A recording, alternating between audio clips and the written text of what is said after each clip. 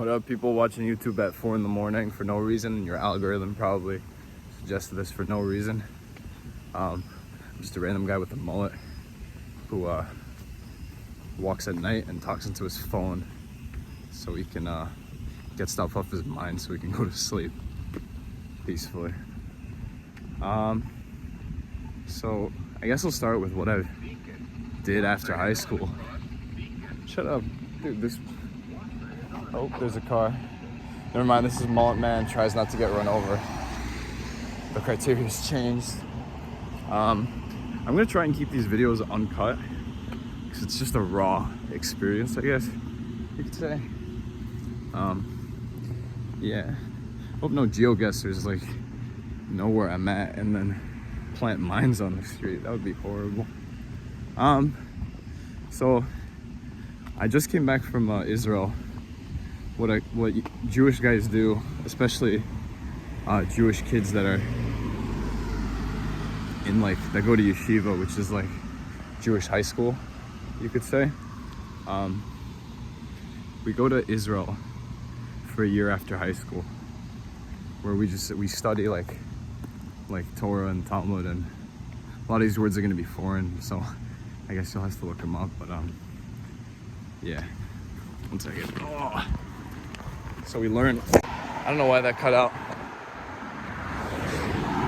Bro, this is a busy street. It's 12:08. It's like 3 in the morning. What are these people doing? Yeah, it's your local insomniac. These people probably wonder why I'm vlogging. So yeah, I went to Israel and it was going as planned, you could say. Like I was adjusting. And the war broke out, so that was crazy. At the next light, take a left. Sure thing, man. So yeah, that was crazy. The war broke out. I had a YouTube, this is gonna be uploaded to my YouTube channel. I had a YouTube channel where I fought. I would fight people. I was really into fighting in MMA. I still fought in Israel with my friends, and I have footage of it. I'm probably gonna upload it to the channel eventually for the memories. The channel's more of just me documenting my life so I can come back to it and my kids can watch it when I get older. Because I could always lose my phone, but it'll always be on YouTube and I could look it up from anywhere. So yeah, I went to Israel. I took a break from YouTube to focus on my own life, and it was a great experience. I learned a lot. Met many wise people that offered me a lot of perspective on life, whether it was my age or older, or some people I knew, people I didn't know, people I knew but got to know better even. Take a left on St. Paul Street, then in 450 feet, take a right on Sewell Avenue. So I went to Israel and I learned in yeshiva. I had a good time. There's a lot of things I noticed about life I didn't notice before, especially when I came back. I was taught a lot of, about how relationships work and the psychology behind them, and I had a very special person teach me that.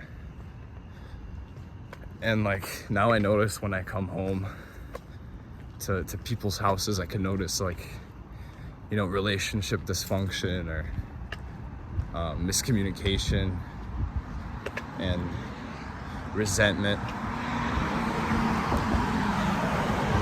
And it's funny because I see it more in older people, like seniors, past 60. They come from a whole different age, and I'll notice how they talk to each other, and how they talk to their kids and to their grandkids even. There's not a lot of sensitivity or whatever. I notice more with the current adults have a lot more psychological profound insight, I found, more so than the past generations, because they were, I guess it just wasn't a thing. So I learned a lot about relationships, how to apologize, what feelings are. That was very helpful. Forgiveness, operating from self, what anger is, what fear is. And I was in like intensive therapy for like a year, for the whole year. More towards the beginning of the year, because I had a lot of emotional blockage from past experiences and traumatic relationships. Cars. I'm almost home.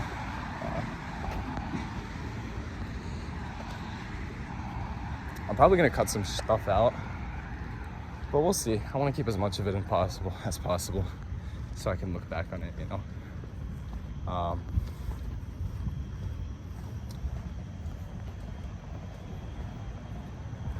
Yeah. So, 1 second. My arm's getting tired from carrying this.